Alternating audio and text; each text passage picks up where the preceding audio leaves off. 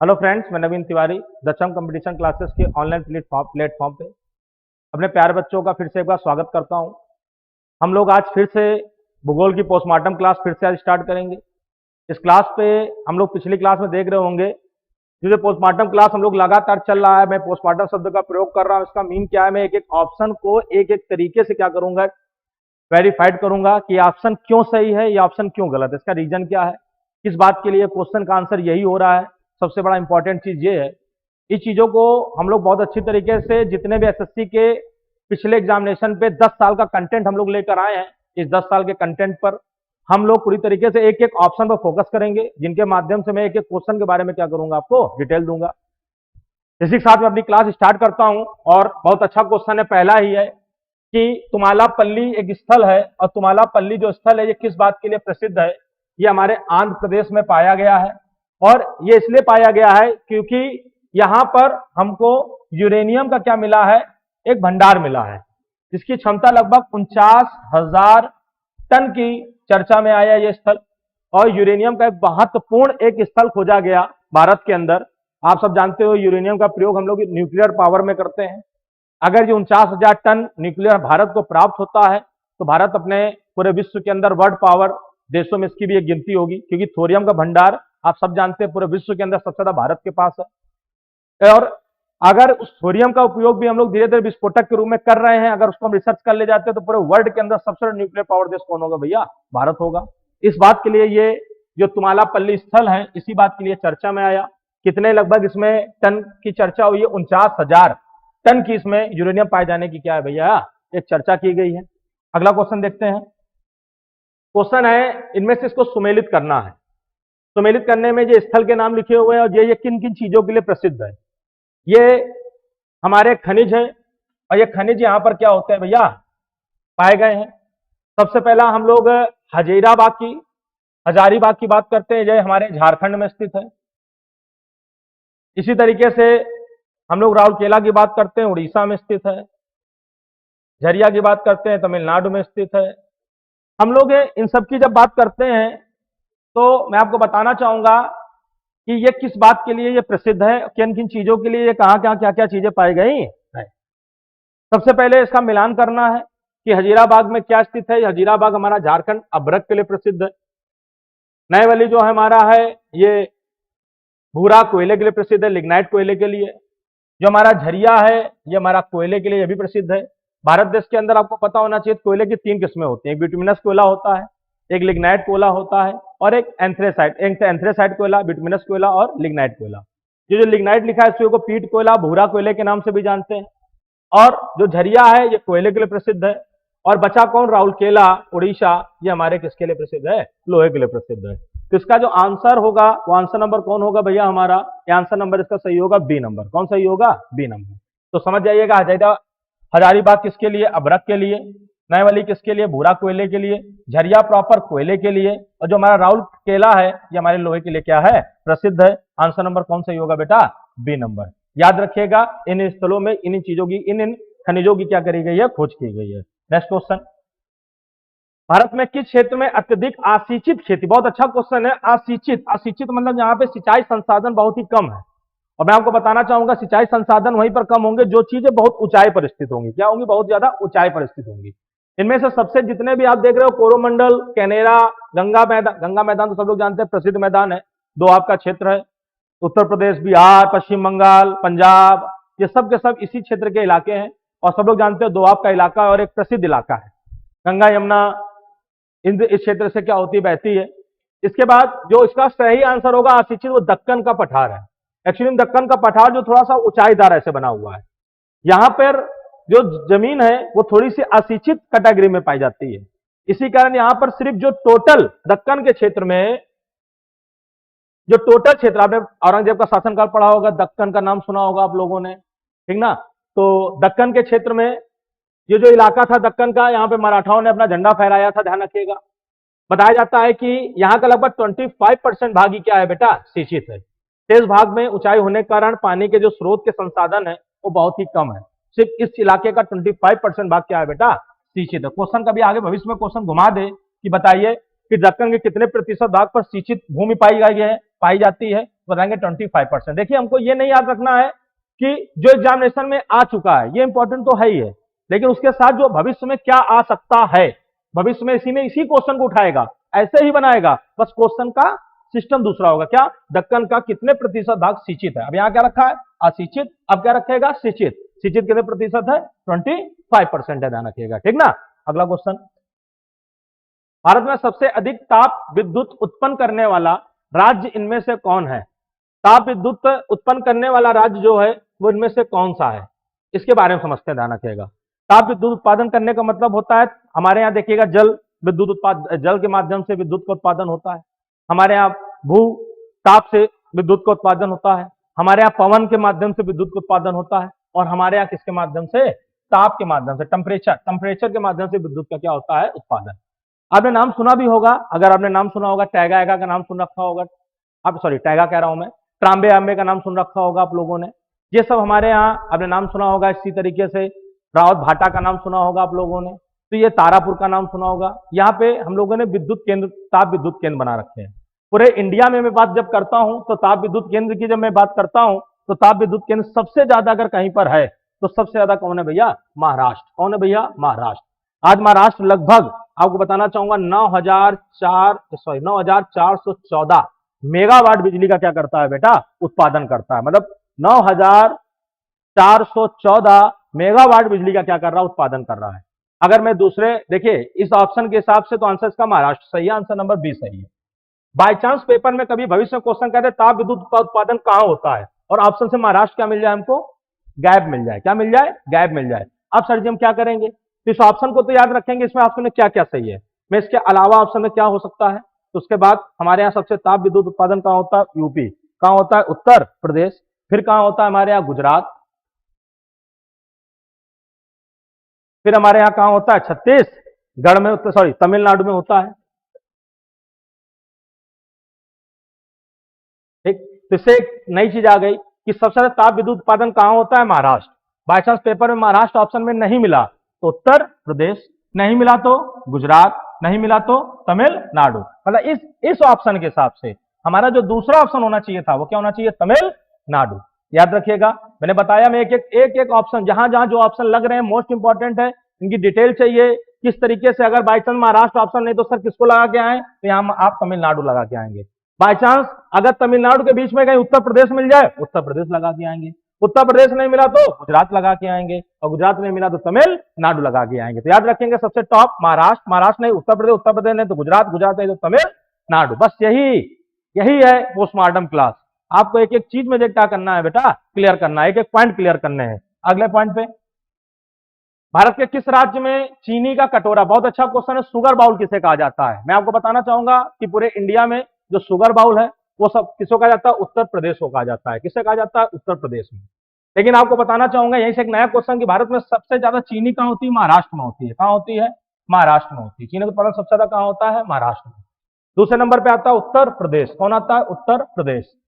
अब क्वेश्चन घुमा देता है कि चीनी का उत्पादन सबसे ज्यादा कहां होता है, तो कोई दिक्कत नहीं थी, आप लगा देते महाराष्ट्र। लेकिन आप क्वेश्चन घुमा दिया, उसने क्वेश्चन कह दिया कि बताइए सर कि इनमें से कौन, किसे हम लोग चीनी मतलब कि शुगर बाउल कहते हैं, चीनी का कटोरा किसे कहते हैं? तो आप लगाएंगे उत्तर प्रदेश। सबसे ज्यादा चीनी का उत्पादन कहां होता है? महाराष्ट्र।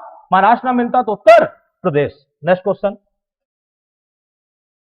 ये थोड़ा सा इन्वायरमेंट से संबंधित क्वेश्चन है एसएससी हर समय, क्योंकि भूगोल में इन्वायरमेंट भी एक टॉपिक जुड़ा हुआ है और इन्वायरमेंट से संबंधित क्वेश्चन क्या करे जाते हैं? पूछे जाते हैं। लिखा है सामाजिक वानिकी क्या है? क्या लिखा हुआ है? सामाजिक वानिकी क्या है? ध्यान रखिएगा, सामाजिक वानिकी क्या है? लिखा पहला ऑप्शन, निजी भूमि पर विभिन्न प्रकार के पौधों को एक साथ उगाना, सहकारी समिति द्वारा वन का प्रबंधन करना, सरकारी स्वामित्व वाली भूमि पर एक प्रकार का पौधा उगाना, सरकारी स्वामित्व वाली भूमि पर उपयोगी पौधों को उगाना और उनकी व्यवस्था करना।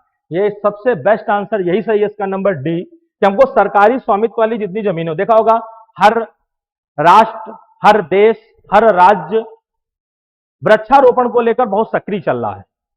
अब वृक्षारोपण आप सबको पता होगा कहां लगाए जाते होंगे। ऐसा नहीं किसी के खेत हो वहां जाके वृक्षारोपण कर देंगे, ऐसा नहीं कि आप हमारा खेत हो तो वहां वृक्षारोपण हो जाएगा। हम उस अपने पर्सनल खेत पर हम खुद वृक्षारोपण कर सकते हैं। अब सरकार आपके खेत में हस्तक्षेप नहीं कर सकती है। सरकार जब भी ऐसी चीजें चिन्हित करती है तो सरकारी जमीनों को चिन्हित करती है, जहां उनकी खुद की जमीनें हैं। जब वन विभाग की जमीनें हैं, फॉरेस्ट विभाग की जमीनें हैं, ऐसी फॉरेस्ट विभाग वन विभाग की जमीनें हैं, अदर उनके पास और जमीनें पड़ी हैं, उन जमीनों पर वो लोग क्या करते हैं, पौधों को बहुत अच्छी तरह रोपते हैं और उन पौधों को डेवलप कर रहे हैं। वही चीज यहां लिखी गई है कि सरकारी स्वामित्व वाली भूमि के उपयोगी पौधे, जिन क्षेत्र में हमको लग रहा है कि हमारे समाज के लिए इंपॉर्टेंट पौधे हैं, हमारे लिए इंपॉर्टेंट पौधे हैं, किस तरीके से हम लोग पर्यावरण को प्रदूषित होने से रोकें, कौन से ऐसे पेड़ लगाएं जो बहुत तेजी से प्रकाश संश्लेषण की क्रिया करें, जिससे एनवायरमेंट सिस्टम बिल्कुल मैनेज रहे, ग्लोबल वार्मिंग का लेवल डाउन माने। ये सब चीजों को हम लोग देखते हुए इनका क्या करते हैं, इनको व्यवस्थित करते हैं। ठीक, कौन सा नंबर कौन सा होगा बेटा इसका? D number. अगला क्वेश्चन, भारत में ऊर्जा का मुख्य स्रोत इनमें से क्या है?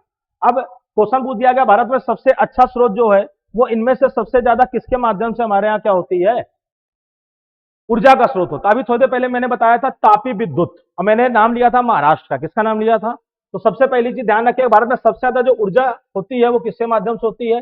तापी माध्यम से होती है। कितने माध्यम से होती है? तापी। लगभग 52.7% हम लोग तापी ऊर्जा के माध्यम से विद्युत का क्या करते हैं भैया?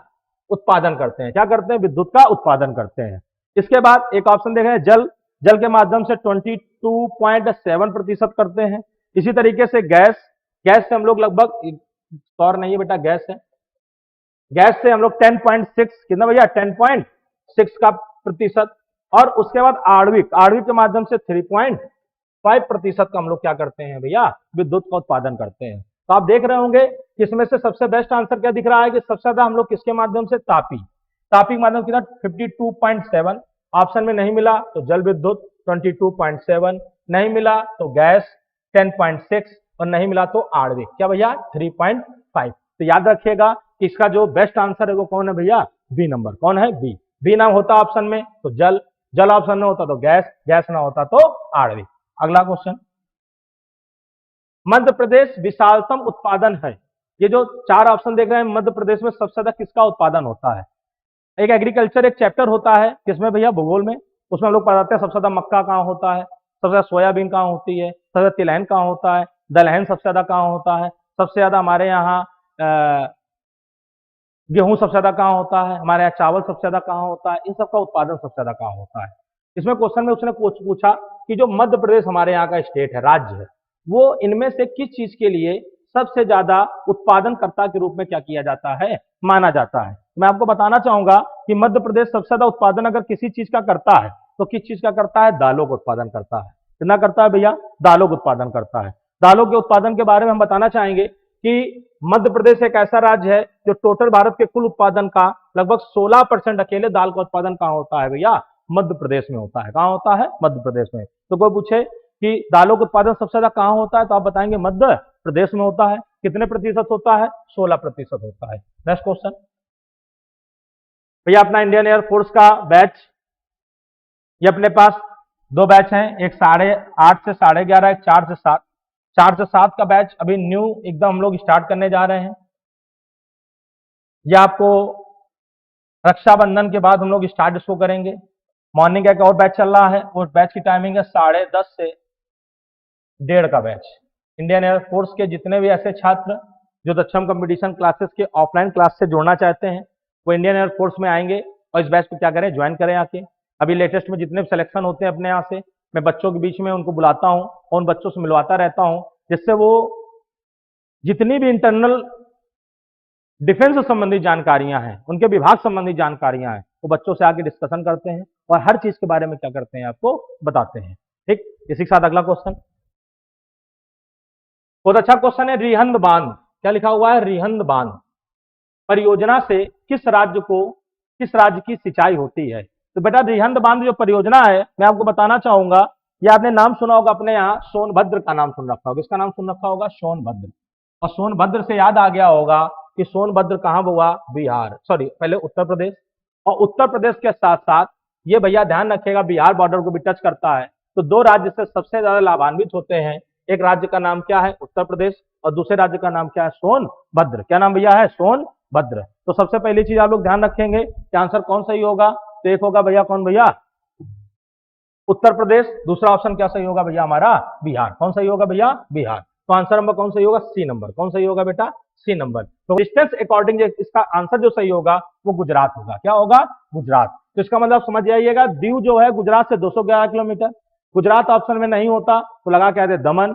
दमन ऑप्शन में ना होता महाराष्ट्र। महाराष्ट्र ना होता तो क्या लगा के आते? गोवा। तो मेरी बात समझ गए होंगे कि ये डिस्टेंस अकॉर्डिंग क्या किया गया था, क्वेश्चन पूछा गया था। इसलिए बार बार कह रहा हूं, मैं एक एक ऑप्शन क्लियर करूंगा, एक एक ऑप्शन मैं बताऊंगा। वो तरीका अपने पास नहीं कि पहले का दूसरा, दूसरे का तीसरा, तीसरे का चौथा, चौथे का पांचवा। ये पढ़ाने का तरीका है, लेकिन क्या है, ये सिर्फ एक क्लास को बच्चों को रटाना है, रटाना नहीं है। हमें भविष्य में ये क्वेश्चन आएगा, घुमाएगा। घुमाएगा कैसे? कहेगा बताइए द्वीप, एक द्वीप है, अब वहां पे ऑप्शन से क्या करेगा? ऐसे रख देगा, गुजरात ऑप्शन से गैप कर देगा। गुजरात रख दिया, हटाओ, गुजरात नहीं आया तो क्या करना है अपने को? हम लोग किसको लगा के आएंगे? दमन। दमन मान लो नहीं मिला, किसको लगा के हम लोग आएंगे? महाराष्ट्र। महाराष्ट्र नहीं मिला, किसको लगा के आएंगे? गुजरात। ठीक, आज का कैसा भी क्वेश्चन घुमाएगा, हम एक एक क्या करेंगे, इसको चेक करेंगे और एक ही चीज देखेंगे कि कितने कौन से डिस्टेंस पर स्थित है। मैंने सब डिस्टेंस आपके सामने क्या कर दी है, लिख दी। आज से अच्छा अपना एक पुलिस का बैच, मैंने लगातार मैं आपको अपने ऑफलाइन क्लासेस से संबंधित जितने बैच हैं वो सब बैच में आपको बताते चल रहा हूं। अभी लेटेस्ट अपनी कोचिंग में एसएससी का एक बैच स्टार्ट हुआ है जिसकी टाइमिंग है 12 से 4। 4 घंटे का ये बैच है, 12 से 4। पुलिस के बैच में लगातार बता रहा हूँ 7:30 से 11:30। दूसरा बैच 9 से 1 का बैच है। तीसरा बैच अपना जो चल रहा है वो 11:30 से 3 का बैच चल रहा है। और शाम को एक बैच चल रहा है 4 से 7। लेटेस्ट बैच एसएससी का जो स्टार्ट किया है वो स्टार्ट किया है 12 से 4। इसी के साथ लास्ट क्वेश्चन समझ गए, डिस्टेंस के हिसाब से पूछा गया था। और मैं इसी के साथ अपनी क्लास को यहीं विराम करता हूं। सभी लोग लाइक जरूर करें, कमेंट जरूर से जरूर करें। उस कमेंट से आपका जो जोश है वो मुझे क्या होता है, दिखाई पड़ता है। और आपके जोश से हमारा जोश भी क्या होता है, बढ़ता है। अगर हमारी क्लास पसंद आ रही हो, अगर हमें आपको लग रहा हो कि नहीं सर हर चीज को बहुत अच्छी तरीके से डिस्क्राइब कर रहे हैं, तो आप बहुत अच्छी तरीके से अगर उसको समझ में आ रहा है तो लाइक जरूर करें, कमेंट जरूर करें। हमारे YouTube चैनल से अपने साथ अपने यार मित्र दोस्त गण को जरूर जोड़ें, जिससे वो भी लोग अच्छे से अच्छे कंटेंट को प्राप्त कर सकें। इसी के साथ मैं अपनी क्लास को खत्म करता हूं। जय हिंद, जय भारत।